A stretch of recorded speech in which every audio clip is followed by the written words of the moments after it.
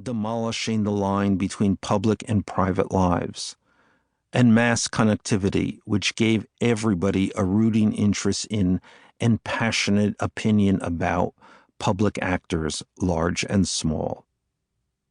News was personality. Personality was drama and entertainment, that is, conflict. Notoriety, that is, publicity, became the leading currency of our time. The needs, hubris, and ruthlessness of people at the apex of attention, celebrity, and influence, and those striving to reach it, became the grease that kept the world spinning and news cycles rolling. The news was psychopathology.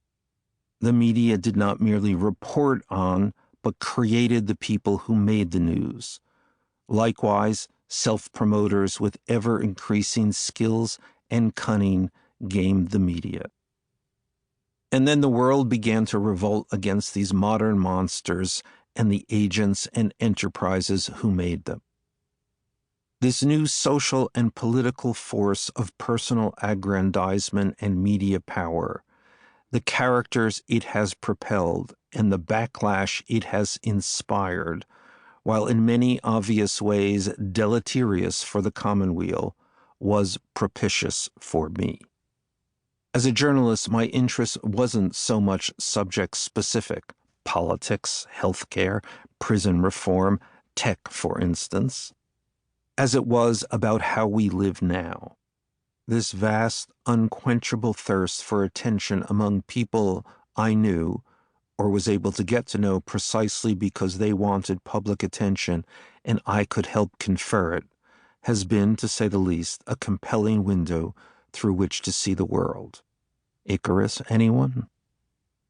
In the shadow of this celebrity culture, there slowly grew a finer understanding of how this need and quest for attention changed not only the people seeking it and the institutions and technology providing it, but the body politic itself. We expect a show, heroes, villains, life and death. And here, too, we began to understand there was a new social and business system fostering all this ego and conflict, full of the scoundrels, swindlers, and self-promoters you might find in a Trollope novel. If you are lucky as a writer, you get to match your interests, sympathies, hankerings, and fears with the culture of your time. I have had more than just a passing or arm's-length relationship with many of the figures in this book. We were interested in the same thing, or more to the point, I was interested in them, hence they were interested in me. Everybody knew that most likely, if not explicitly, I would write about them, and yet they persisted in talking to me. Still, many would come to carry a grudge about the fact that I ultimately did write about the things they said to me. In my experience, the worst thing you can say about a social climber, and almost everyone in this book is a determined social climber, is that they are a social climber. It has always confused me why the obvious, the emperor's nakedness, is not obvious to all, and why we all cannot acknowledge the underlying comedy. But pretense is the requirement of fame, and perhaps not surprisingly, the more famous you become, the thinner your skin gets.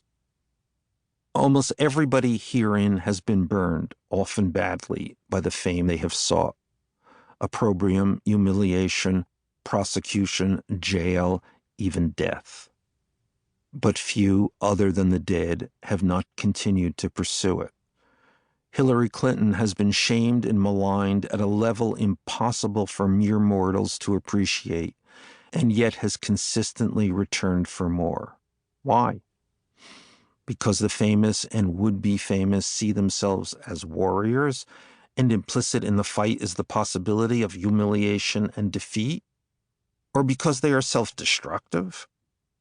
Or merely because fame is just the world they live in? What else is there? Several years ago, at one of the regular luncheons hosted by the British satirical magazine Private Eye, long dedicated to the pursuit of the overweening and famous,